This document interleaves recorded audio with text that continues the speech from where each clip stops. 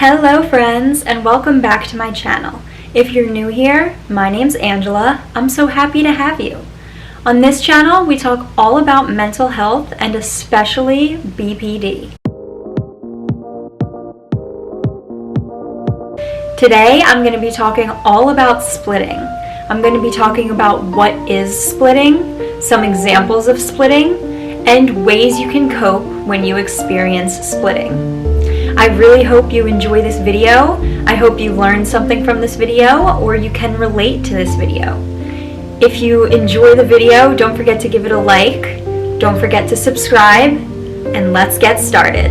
Let's start with what is splitting. Splitting in borderline personality disorder is described as the inability to hold opposing thoughts, feelings, and beliefs. Splitting causes you to view the world in a black and white way. This can also be called all or nothing. Splitting is considered a defense mechanism where people with BPD can view people, events, places, things, almost anything in an all or nothing way. Splitting allows a person who has BPD to rid their lives of things they have labeled as bad and accept into their lives the things they have labeled as good, even if those things could be harmful to them. Splitting can heavily affect relationships and cause self-destructive behaviors. A person with BPD who experiences splitting cannot find the gray area when viewing people, places, things, events. You can pretty much split on anything. Since you can't seem to find the gray area when you're splitting, you view these things as all good or all bad. Splitting can happen rapidly, causing the person with BPD to switch back and forth between the all or nothing or black and white perspective. Splitting in BPD is considered a consistent and distorted behavior. Some things that you can also experience when you're splitting are things such as denial, like ignoring reality, trying to get the people in your life to really understand the emotional pain you're experiencing. It can come with almost a God complex, viewing yourself sometimes as perfect. It can also come with projecting undesirable emotions onto someone else. Now let's talk about some examples of what could cause you to split. Someone could tell you that they're going to be at a certain place at a certain time, and then they end up being late, and that could cause you to split. Someone criticizing you could cause you to split. Someone waiting too long to answer one of your texts could cause you to split. Too much physical affection can also cause you to split. Too much continuous time together, spending really long periods of time with the same person, can cause you to split. Getting into small arguments with another person can also cause you to split. Disagreeing on certain topics can definitely cause you to split.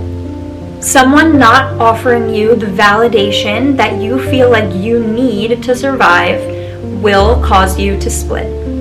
Also, too much stimulation, such as loud noises, bright lights, a crowded area, can definitely cause you to split.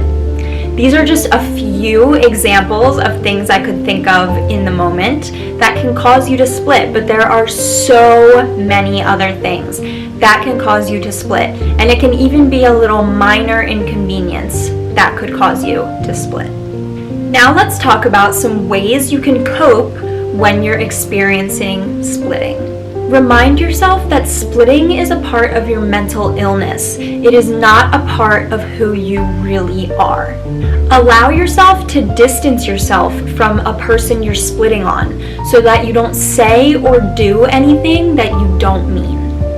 I always come back to this one. I sound like a broken record. I can't even remember how many videos I've said this in before. Journal what you are grateful for. This is just something that helps your mental health overall. I think journaling things you are grateful for can be a coping mechanism for almost every inconvenience we experience due to our mental illness.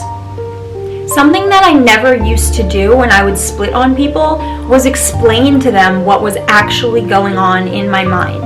If you can explain to the person that you're splitting on what you're actually thinking and explain to them in good detail how you're feeling, then you can work through the splitting feeling together. And you won't end up saying or doing anything you don't mean. Start to teach yourself to view the gray area in little situations, such as your favorite restaurant messing up your order or losing one of your favorite pieces of clothing. Remind yourself that your world is not ending and try and focus on how little this will actually affect your life.